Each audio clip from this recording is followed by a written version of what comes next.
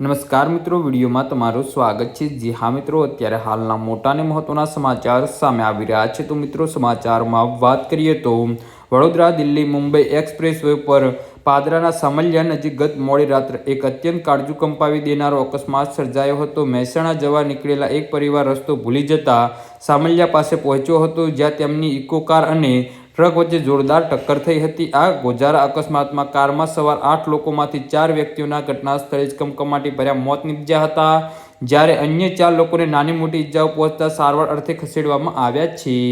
જી હા મિત્રો, અત્યારે હાલના મોટા અને દુઃખદ સમાચાર સામે આવી રહ્યા છે। તો મળતી માહિતી મુજબ વડોદરાના અપાડ અને ગોત્રી વિસ્તારમાં રહીશો એક ઇકો કારમાં સવાર થઈને મહેસાણા જવા નીકળ્યા હતા। જોકે રાત્રિના સમયે રસ્તો ભૂલી જવાના કારણે તેઓ એક્સપ્રેસ વે પર સામલિયા નજીક પહોંચી ગયા હતા। આ દરમિયાન તેમની કાર આગળ જઈ રહેલી ટ્રકની સાથે ધડાકેભેર અથડાઈ હતી। અકસ્માત એટલો ભયાનક હતો કે ઇકો કારનો કચ્ચર ઘાણ બોલી ગયો હતો અને રાત્રિની શાંતિ ચીસાચીસથી ગુંજી ઉઠી હતી।